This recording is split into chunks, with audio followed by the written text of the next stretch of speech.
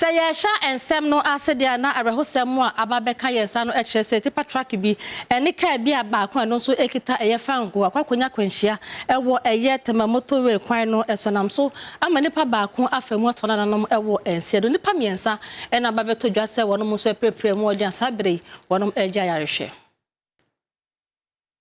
Amanieba efri the Ghana National Fire Service no akachi abetodwa enye nikasem kwani no enisefuo tankayi ebi eni tipa track akwakonya kwanhia ewo Accra Temamoto we no eso eno nam so masabre enipa miensa na won mepeprepre mu edin pa ba konso afemwetin nanom ewo ensedo wo kiremu se enu ada ye homu abosome no ne da etoso enwotwe wa abra na abana dudu ba ko apa ho no sima aduanan enkono ena wonmu enya ntie sesa kwanhia esia wo chese tipa track no car number no eye AS 466-19 ena full tanker no so number plate no AS 3555-24 ebra wonmu enya ntie ne sa no enam so emadum djadwumaku a wonmu ewo Temamoto we ya ne a wodi wanim eye ADO1 Samuel Dako ene di wanim a wonmu kopie mu ewo bia ya na kwanhia no esie ye ebra wonmu ekodu ho no na bodu ba ko apa ho sima no edunum enai 1154 na bra okodu na sere na ejana no den sifati ntino enam so ema wasanso tonsa efre ashama yedum djadwumaku a wonmo honomo ema wonso bepie mu ewo honomo enu wachi Tema Industrial Area Fire Station so beka ho ma wonina ehwe so betimi esi ejano anokwan na bra ejano anoba fom na yade se abo awmachi donko apa ho sima no eduanan enai 144 ya wona wo feje su prepare mu eden no woni eye kwabna Japan Joseph Tayi Kwashi enafe eye Eronchi ya sabre de wonomo ewo Tema General Hospital awoji ayarehwe honomo enu wachi eye ne a wo fa mu tinanom ewo nse do no so yade se wonomo edema aya posifu a eye pick up awode no etumu no number no eye GP 3772 enu ti sabre de posifu gusu ade nhwemu egu akwam se de be ya ne nam so ema sa kwanhye esi ya ma nipa miensa fuma prepare mu edema ba konso etinanom ewo nse do no watimi ahwe na wode ye atoye wo be hom ne sa sunti nam so modern semako ede amadabafo ne wona wotwu moto ewo ye Tema kwantempo no